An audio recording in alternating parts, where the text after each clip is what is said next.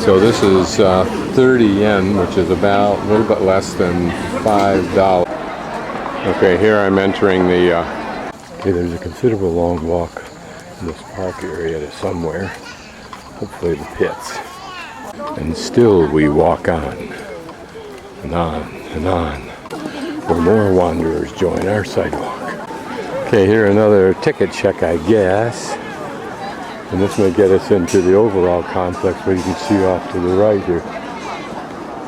That's where I just came in. Now there are large buildings around. I am no more the wiser.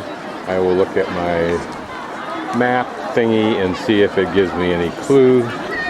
But at least I'm closer to where I'm supposed to be, I think. Okay, I'm now in Pit 3, discovered in June 1976. U-shaped, about 520 square meters. Blah, blah, blah, blah, blah, blah, blah. Destroyed seriously in history for some reason. Only 68 pottery figures, 1 chariot, 34 bronze weapons were unearthed in this pit.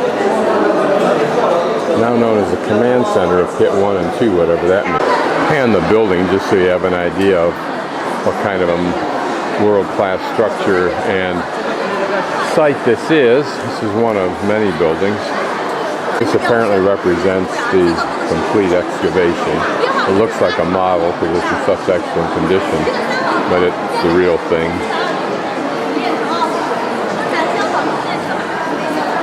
I presume if we had a numbered system, we could tell what these items were.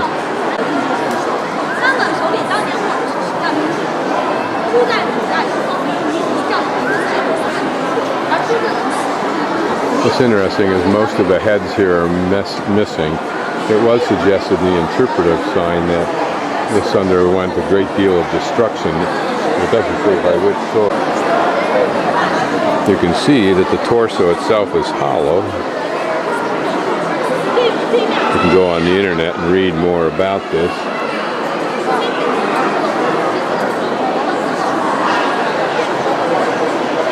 What's interesting is the 4 horses we can see right now. What is the connection between them and the men behind them? Is that man that's on the left, is he in fact holding reins in his hand? Don't know. The smooth detail of these items look like they've all been restored, and that's quite possibly the case. You can see that most of these were lance bearers as they're holding the lance in their right hand.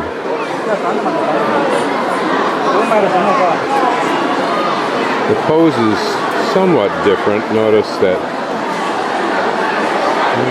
not sure they are. This side of the pit has been left theoretically in the state in which it was excavated, which is good because then we have an idea of what the status was. But what would cause all these to be broken up? The most obvious thing is if looters came in, they break into anything in the assumption that something's stored inside, particularly graves. I'm just trying to identify that post-like thing at the bottom. I think it's probably at the bottom of the torso and designed, yeah, it looks like it, to hold the soldier upright. This poster shows that the heads, how the heads were painted. This one appears to have that green cast, which if that's the case, there was only one in one of the pits, and it's thought, among many theories, that the most plausible may have been raised by a student who suggests that it was a sniper. Here's a nice perspective of the horses, and I'll zoom down on the head. That may be interesting.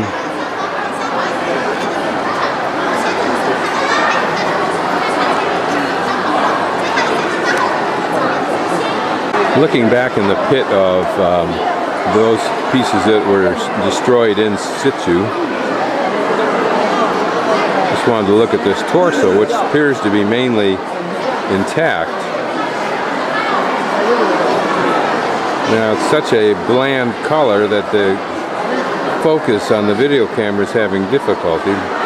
There you can make out the armor. It looks pretty complete. To illustrate the Chinese penchant, and probably elsewhere in the world, including the United States, for finding a way to suck a few more coins out of you, you apparently can have a photograph taken of yourself, and then that photograph is apparently put inside of one of these characters here, and then it creates a photograph of you as though you were one of the warriors, and that costs something. On the other side, you can go in and and cross the barrier for 2 yuan and have your picture taken with the warrior.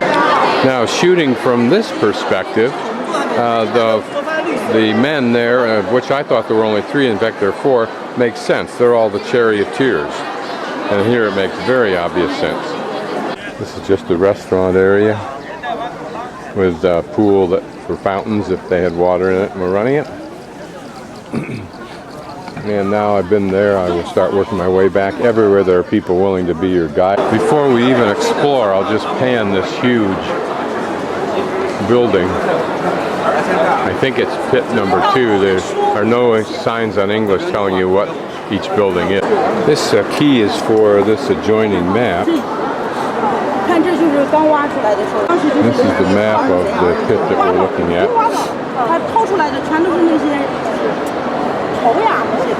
Probably all of these icons down here describe what's where. A little of jumble of something there.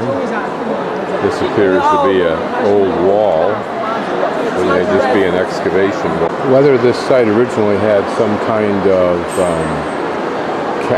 structure around it, I have no idea. I'm going counterclockwise just because I can think of no other logic for it.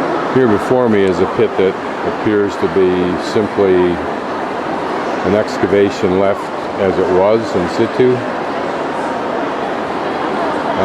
Seems to be covered with dust and just rubble.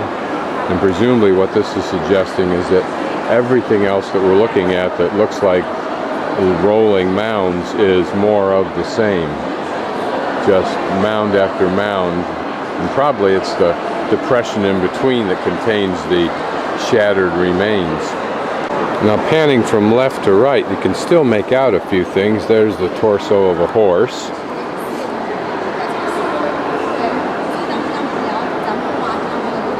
And here we can look down into the torso of a man. They filled it with something like burlap, some kind of material inside that clay, and then applied more clay and pounded it down until it had the torso form that they wanted. So presumably all that stuff was left in it. And we can see remnants of a torso there and the head there in the upper left-hand corner, and just more of the same. Again, you sense there the hollow portions of torsos. There, a man lying on his back. Here the English-speaking guide suggests that blackness that you see is char from a fire which allegedly to her caused this destruction. Perhaps so. That would make sense if wherever the soldiers were was a covered area. In other words, it had a roof, and the roof were made of wood. And that would account for the collapse and the collapse of whatever material was on top. I've never read about how the Terracotta Army was housed or what status it was in when it was ended. Here, interesting, a ball for some reason configuration. And I wonder what those mounds were for. That ball is not a ball, but the rump of a horse. So as I scan this quarter section, what appears to be divided into quarter, roughly in 4 parts at least, it appears that there have been some test excavations, trenches, 1, 2, 3, maybe 4, maybe 5, maybe one at the far end.